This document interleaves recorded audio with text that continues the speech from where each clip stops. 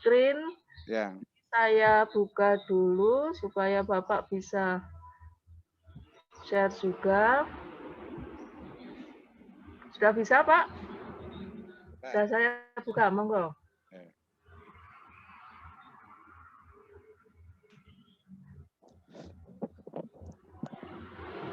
Oke, sudah kelihatan Bapak Ibu?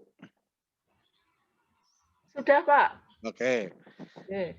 Saya akan mencoba ini desain aktivitas saya. Mulai dari kebingungan, mencoba saja, kebingungan mencoba saja, dan saya tuangkan dalam bentuk ini. Saya yakin ini masih perlu penyempurnaan, dan ya inilah workshop kita itu untuk belajar saja, kan saya begitu. Jadi berani mencoba dan belajar gitu. Ini nama aktivitasnya mekanisme harga pasar. Gambarannya dalam kegiatan ini siswa bekerja dalam tim beranggotakan 3 orang atau 3 anak untuk membuat algoritma yang sederhana, yaitu menganalisis mekanisme harga pasar atau barang souvenir di sepanjang Malioboro. Jadi ini objeknya atau tempatnya nanti sekitar Jalan Malioboro. Jadi luring ya nanti ya ini ya. Pada saat sudah pandeminya berakhir, maka ini akan bisa diuji cobakan. Pada saat yang sama, siswa mengembangkan kompetensi inti mereka dalam komunikasi dan pemikiran kritis, serta kompetensi kurikuler mereka dalam formulasi ide, mulai dari penemuan ide yang potensial, ini dari anak ya nantinya ya, dan menambahkan ide-ide orang lain, ini juga dari satu kelompok itu, lalu menjaring ide berdasarkan kriteria atau batasan dan memilih ide untuk dimatangkan. Nah, untuk gambaran sekilas saja, untuk apa tahu harga keseimbangan pasar itu, nah ini nanti dalam prakteknya mungkin akan berbeda ya. Harga keseimbangan pasar terbentuk karena adanya proses tawar-menawar antara penjual dan pembeli. Harga terbentuk atas kesepakatan kedua belah pihak.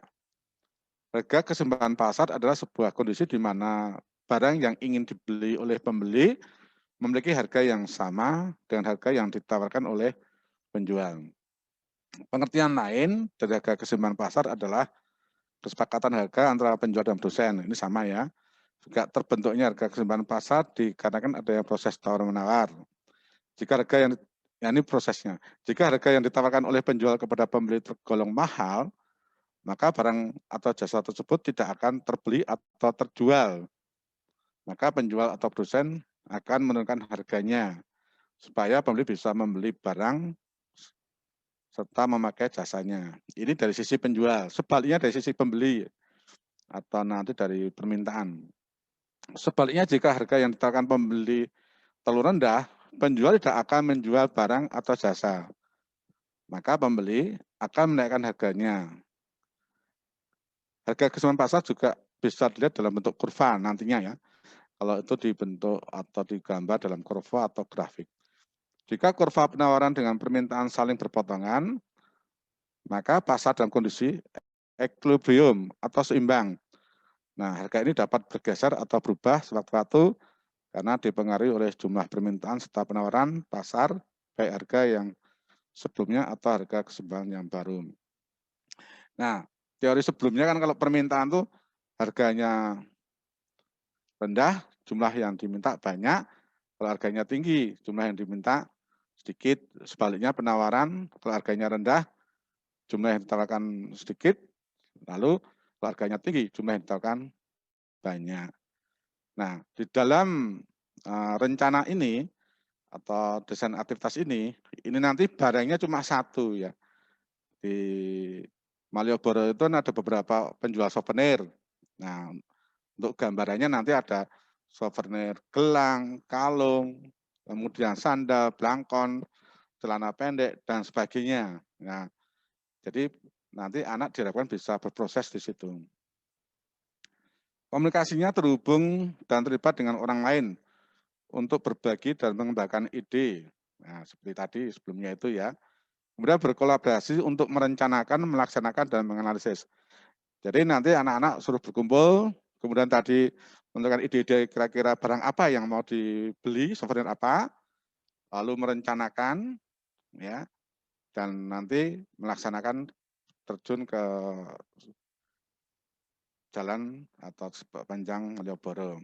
Dan setelah nanti terjadi terlaksana terbeli atau tidak, nah nanti kemudian dianalisis. Lalu menjelaskan, menceritakan kembali dan merefleksikan pengalaman dan capaian. Nanti ini akan ada di LKS-nya atau KPD-nya. Kemampuan berpikir kritis, yaitu menganalisis dan mengimplementasikan dalam kehidupan sehari-hari. Nah, harapannya dengan mengetahui, menganalisis mekanisme harga pasar, nanti anak-anak ini kalau pergi ke pasar atau suatu saat wisata ke Bali atau kemana, di dalam membeli barang, tidak langsung dibeli. Selama itu bisa ditawar. Kalau di Bali, beli katakanlah di Joger ya nggak bisa ditawar. Tapi di Sukawati masih bisa ditawar. Nah ini akan, implementasinya akan ke sana. Formulasi ide, menemukan ide dan menambahkan ide orang lain. Nah, kemudian komposisi CT-nya, algoritma sederhana, model pembelajarannya Turing, dan jenis aktivitasnya upload ya, upload ya. Jadi tidak pakai komputer. Turing, tidak daring.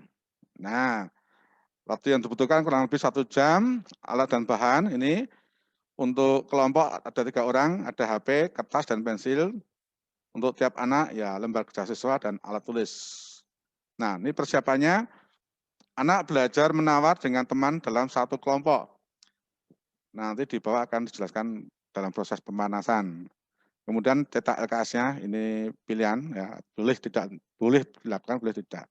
Nah, kemudian rincian kegiatannya. Ini pemanasan memperkenalkan kompleksitas algoritma, ini kurang lebih 10 menit. Nah, ini anak-anak di dalam kelompok atau mungkin masih individu, itu kita minta untuk menjelaskan bagaimana dalam kehidupan sehari-hari, contohnya aja ya ini ya, bagaimana kamu membuat Indomie rebus, atau nggak boleh nyebut merek ya, ya mie rebus. Nah, bagaimana Anda membuat mie rebus? Nah, ini diharapkan anak-anak akan mengemukakan pendapatnya, kan nggak mungkin langsung mie ditaruh di kompor, kan ada prosesnya.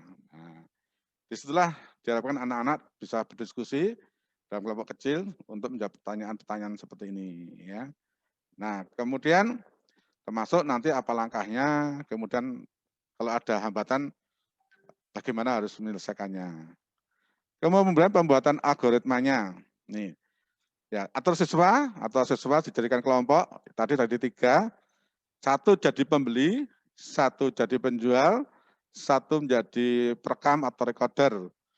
Ini menuliskan setiap kejadian yang dilakukan pembeli dan penjual. Nah, ini pemanasannya nih anak-anak melakukan proses nanti sebelum terjun ke pasar atau ke lapangan.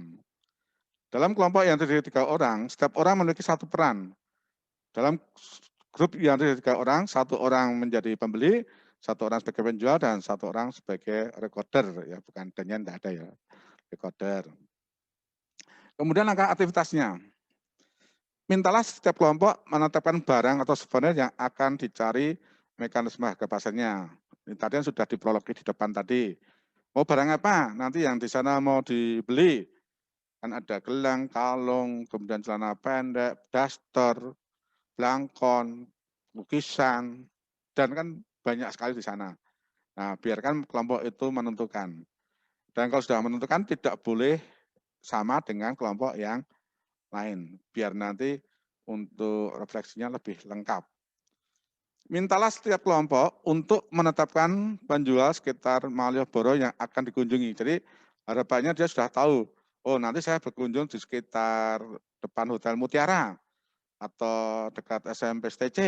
Nah, mungkin sudah tahu gambarannya, sehingga tidak buram-buram hanya jalan-jalan saja dari apa itu Tugu itu ya, dari Tugu sampai pojok titik 0. Nah, maka harus ditentukan dulu mana. Berikan waktu 10 menit kepada setiap kelompok untuk menuliskan pikiran mereka berapa banyak instruksi yang dibutuhkan pembeli untuk melaksanakan transaksi pembelian.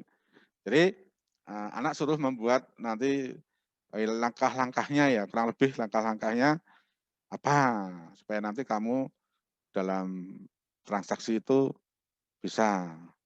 Dan mintalah recorder berdiri ini pada saat nanti di tengah atau di lapangan, minta recorder berdiri di posisi tidak mengganggu antara pembeli dan penjual. Nah, recorder ini selain menulis, nanti juga akan merekam dengan HP. Sehingga ini nanti akan bisa dianalisis lebih dalam. Lalu aturan umum, pembeli bergiliran memberikan penawaran harga kepada penjual untuk mengambil harga yang terjangkau. Nah, ya mulai dari harga rendah itu ya. Recorder harus menuliskan setiap instruksi setelah pembeli dan penjual melakukan transaksi jual beli. Ini bisa dengan merekam dahulu, tidak dicatat tapi dengan direkam. Ketika terjadi transaksi, nah pembeli itu ya dan penjual, maka recorder merekam. Setelah berhasil tercapai kesepakatan harga posisi akhir, recorder harus mencatat jumlah instruksi tadi. Semuanya itu harus tercatat dalam bentuk rekaman dahulu. Ya. Lalu daftar instruksi yang diizinkan, nah, nanti kira-kira tanyanya gimana? Nah ini ada di lampiran 1. Nah, kemudian penilaiannya ya dilakukan dengan mengamati proses dan mencatatnya berdasar rubrik lampiran 2. Lalu siswa dapat juga diminta melakukan asesmen mandiri berdasarkan rubrik penyataan lampiran 3 dan menuliskan bukti bahwa suatu penyataan sesuai dengan yang dilakukan. Maka tadi ada dokumentasinya, ada foto-foto itu sebagai bukti nantinya. Refleksi pemaknaan, identifikasi rangkaian instruksi yang dicatat setiap kelompok sebagai algoritma. Di sini dijelaskan bahwa algoritma adalah solusi untuk masalah. Algoritma terdiri dari langkah-langkah yang bisa diulang-ulang. Ya, mintalah setiap kelompok untuk menganalisis algoritma mereka dan untuk mencari urutan instruksi. Jadi kan nanti akan kelihatan di dalam proses anak dan dalam rekaman HP itu anak itu kelihatan bagaimana dia melakukan tawar-menawar itu dari harga yang rendah ke harga yang akhirnya disepakati. Tapi kalau tidak bisa menawar kan langsung harganya, ini harga kalungnya berapa? Ini 10.000, ya saya beli 10.000, ya pasti akan dikasih. Ya. Nah itu nanti akan, di sini akan refleksinya akan kelihatan. Tujuannya adalah mendapatkan jumlah instruksi yang paling sedikit, tetapi tetap menghasilkan hasil yang sama. Ini disebut refactoring ya. Faktor-faktor apa saja nanti itu dilihat kembali. Lalu fasilitasi diskusi kelas atau bisa juga minta siswa untuk merefleksikan secara pribadi atau dalam kelompok kecil menggunakan penunjuk berikut. Bagaimana perkiraan kalian dibandingkan jumlah instruksi sebenarnya dalam algoritma kalian? Jadi sebelumnya tadi ada pemanasan, nah dia membuat langkah-langkah, lalu setelah dilaksanakan di lapangan bagaimana? Apakah refactoring algoritma kalian membantu mengurangi jumlah instruksi? Nah, juga bisa. Mengapa? Ya atau mengapa tidak? Apa yang mudah atau sulit dalam membuat pikiran awal? Ya. Kalau anak-anak terbiasa, ya tidak akan mengalami kesulitan. Maksud saya, anak sudah mandiri membuat, contohnya tadi kan membuat mie rebus. Tapi kalau mie rebus itu selalu dibuatkan, kan dia nggak mengalami kesulitan. Apa ya? Apa ya? Kan seperti itu. Apa yang mudah atau sulit bagi menjadi pembeli? Nah ini mulai masuk sini ya. Apa ya? Susahnya jadi pembeli itu apa ya?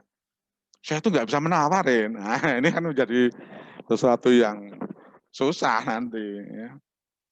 Terutama kaum bapak-bapak itu susah untuk menawar. Atau cowok ya. Kalau ibu perempuan kan kodratnya itu kalau membeli menawar. Apa yang mudah atau sulit menjadi recorder? Nah, dia tadi waktu merekam itu mudahnya apa? Tinggal cetet. Sulitnya apa? Batunya habis sebelum enggak dicek dulu. Nah, ini menjadi kesulitan. Nah, lalu bagaimana perasaan Anda jika transaksi tidak tercapai kesepakatan? Ini merefleksikan. Oh, ya, tadi itu aku enggak dapat ya gelangnya itu. Harganya berapa? Sana nawarnya 20. Lah kamu minta berapa? Ya 1.000. Terus kamu naikkan berapa? 2.000. Terus 3.000 enggak boleh, saya pergi. Nah, bagaimana harga 20 sampai 3.000 bisa tercapai? Nah, di sinilah akan menjadi refleksi perasaan anak itu gimana? Padahal kamu ingin gelangnya tadi toh. Iya. Nah, maka di sini ketika itu tidak terjadi, anak akan merasa, ah iya ya, kenapa ya tadi kok nggak saya naikkan sedikit saja. Nah, ini menjadi pengalaman bahwa perasaan mereka, oh ternyata menawar itu ada strateginya atau triknya. Mungkin nih faktor apa yang menyebabkan tidak terjadi kesepakatan. Nah, yang saya utarakan tadi. Lalu solusinya gimana supaya nanti ini di dalam praktek atau implementasi kehidupan sehari-hari terjadi? Ya kalau Anda gagal di dalam menawar barang pada penjual satu, ya kamu ke penjual yang lain dulu. Itu ya. Nah, nyari kepada penjualan yang mungkin harganya lebih murah dengan mutu yang sama. Lalu ke-9, bagaimana perasaan Anda jika transaksi terjadi kesepakatan? Nah, ini merefleksikan juga. Oh ya senang, apa yang saya inginkan dapat kok. Gimana nggak senang, ya. Saya tuh kalau ngantar istri ke pasar tuh kenyang bayem itu dari harga dia nawarnya 10.000, dia nawarnya dari 2.000, 3.000. Saya kadang-kadang cuma 5.000 aja ditawar, ya. Kadang-kadang bapak itu mengantar kan ada, ya maaf ya, kadang-kadang emosinya yang jalan. Cuma 2.000 aja ditawar, udah dikasih. Padahal itu seninya di situ ya. Ada seninya. Menawar itu ada seninya. Kalau tercapai pasti akan puas. Mbok 1.000, 2.000 puas. Ya. Nah ini. Lalu faktor apa yang menjadikan kesepakatan tadi? Nah, karena cara menawarnya dia pandai. Dia bisa menyiapkan si penjual, menarik. Nah, maka bisa terjadi ini kesepakatannya. Nah, kemudian ini lampiran 1, daftar instruksinya. Pembeli melihat barang dan mutunya yang dilakukan oleh pembeli. Bagaimana merekam instruksinya? Merekam dengan HP oleh recorder. Lalu setelah dia melihat barang, pembeli menanyakan harga barangnya. Lalu pembeli mulai menawar harga dari harga yang terendah, kemudian menaikkan sampai terjadi kesepakatan. Bila tidak terjadi kesepakatan, pembeli meninggalkan penjual, mencari penjual yang lain dengan barang yang sama. Lalu ulangi lagi, setelah dia dapat penjual baru, pembeli mencari penjual lain dengan barang-barang yang sama, mengulangi mulai menawar harga yang terendah. Lagi mulai ini. Nah, kalau sampai 3 kali dia belum sepakat, belum dapat ya, ya nasib. Nggak bisa menawar. Itu pasti kata teman-temannya akan seperti itu. Nah, kemudian tugas recordernya tadi ini mencatat dan merekam harga yang diminta pembeli, mencatat dan merekam harga yang ditawarkan penjual. Nah, ini nanti akan LKPD-nya ini membuat tabelnya. Ketika tabel harga katakanlah 1.000, 2.000, 3.000 itu belum terjadi kesepakatan, nah itu bisa dibuat tabel. Lalu dari tabel itu nanti dibuat grafiknya. Itu LKPD-nya. Mencatat dan merekam sampai selesai, baik terjadi kesepakatan maupun tidak terjadi kesepakatan. Nah ini, membuat tabel permintaan, membuat tabel penawaran, membuat grafik permintaan, dan akhirnya membuat grafik mekanisme harga pasar. Nah, kalau terjadi batal, ini ya untuk membatalkan instruksi terakhir ya karena tidak terjadi kesepakatan. Ya, kalau ada kesepakatan, ambil. Rubrik asesmennya ini ya ketika tadi berproses, bagaimana siswa berbagi ide selama pemanasan tadi. Dia sebagai pembeli, sebagai penjual, sebagai recorder, nah, sudah cukup baik, sangat baik. Nah, siswa bekerja sama dengan timnya bagaimana? Nah, ini bisa terjadi dan ini iya bisa terjadi, sangat bisa mungkin sekali. Pembelinya minta harganya rendah, penjualnya mintanya harganya tinggi. Nah, ini kan bermain peran ya. Ini akan kelihatan sekali nanti anak-anak itu emosinya di sini nih. Bagus sekali nanti ini ya. Kemudian siswa berkontribusi dalam proses refactoring dengan memunculkan ide, mengembangkan ini tadi bagaimana dia. Lalu siswa memberikan refleksinya secara individu atau dalam diskusi kelompok. Nah, bagaimana dia? Nah, cukup baik, sangat baik. Kalau dia bisa runtut sekali ya, berarti sangat baik. Lalu asesmen mandirinya, saat memikirkan tentang tugas sehari-hari, saya mengungkapkan ide ini bagaimana. Lalu buktinya apa. Ya. Selama kegiatan, saya berperan aktif dalam kelompok, saya membantu kelompok saya membangun algoritma untuk menganalisis mekanisme harga pasar. Nah, buktinya apa? Tadi kan sudah saya jelaskan di depan, semua akan direkam dengan HP. Nah, itulah sebagai buktinya. Di akhir kegiatan saya memikirkan tentang apa yang mudah atau menantang berkaitan dengan peran saya dan peran anggota lain dalam kelompok saya. Selama proses refactoring, saya membantu kelompok saya dalam menganalisis algoritma kami dan mencari urutan instruksi yang dapat digabungkan. Begitu desain aktivitas saya menganalisis mekanisme harga pasar. Nah, saya yakin ini masih banyak penyempurnaan dan terima kasih waktu yang diberikan kepada saya kembalikan kepada Ibu Ani. Monggo, matur nuwun Ibu.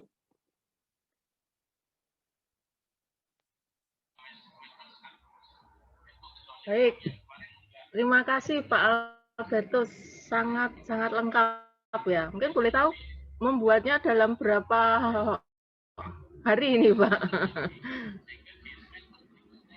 Saya ketika diminta membuat desain aktivitas itu, saya minta sama Bu Rosa rekamannya kembali. Kan pada saat Ya. siang hari itu, ya maaf ya, sharingnya dari asar itu lama banget, sedangkan waktunya Bu Rosa jadi pendek ini. Aku pasti yakin pendek ini nanti. Ternyata benar, Bu Rosa cara menjelaskannya sangat ekspres itu. Bukan pramek lagi itu. Gitu. Nah, terus saya minta rekamannya, akhirnya sorenya itu diberikan. Saya mencoba lagi, melihat lagi. Nah, kemudian saya kok, wah ini menganalisis mekanisme harga pasar bisa. Nah, kemudian saya sharing sama teman-teman, lu buat apa? Saya buat ini. Nah, akhirnya saya buat, terus kemarin itu sebenarnya saya mau konsultasi juga sama Bu Rosa, tapi waktunya udah nggak ada. Terus sama Bu Paulina juga, desain kayak gini gimana? Saya bilang gitu ya. Nah, pokoknya upload aja Pak Wahyu. Nah, kan Pak Wahyu ini sudah berani mencoba, pokoknya upload aja. Nah, saya modalnya buat, kemudian saya lihat, saya berikan kepada teman-teman, ini bagaimana? Ada teman yang menanggapi, oh ini baiknya ini. Bahkan tadi malam sebelum saya upload, saya suruh lihat istri saya. Oh, gitu. Istri saya juga jurusan ekonomi akuntansi, tapi dia ngajarnya SD. Nah, dia urutannya, oh ini SD sudah sering seperti ini, urutannya gini. Nah, maka kita kolaborasi juga dengan ya ini manfaatnya atau beruntungnya punya istri guru itu Sama-sama bisa guru. berkolaborasi. Itu jadi buatnya tidak terlalu lama, butuh waktu sekitar, ya karena itu hari Rabu, saya Kamis buat, Jumat tadi malam saya upload. Itu Pak. Oh gitu. Ya. Di tempat Ibu, istri Pak Wahyu panggilannya ya Pak ya? Ya. Di tempat Pak Wahyu sudah ini juga ya, mengembangkan ini CT gitu ya Pak ya? Kalau kemarin sudah, cuma kan kita baru kenal CT itu baru ini Bu, jujur aja. Ketika saya diberi undangan CT itu apa meneh ya. Kalau Ya. apa tuh ini? Ya berkali-kali kok ya Pak ya, kalau undangan-undangan workshop itu ya. Ya, terus akhirnya sama Bu Paulina itu diberi undangan itu sama kepala sekolah dan wakilnya, Pak Wahyu ikut. Ya ikut, enggak apa-apa. Walaupun tua-tua ya ikut. Gitu Pak nih. Matur nuwun. Terima kasih sekali Pak Wahyu. Matur nuwun. Sudah sangat menginspirasi yang lain. Mungkin juga Pak Wahyu ini bisa kita jadikan penasehat di kelompok ini. Monggo Bapak Ibu yang lain yang Pak Elias ya. Ayo coba Oh ya, Pak Elias, monggo. sharing juga tentang. Terima kasih Pak Wahyu menginspirasi kita yang muda-muda. Pak Elias ini memang kelompok 4 atau 2 nih Pak J?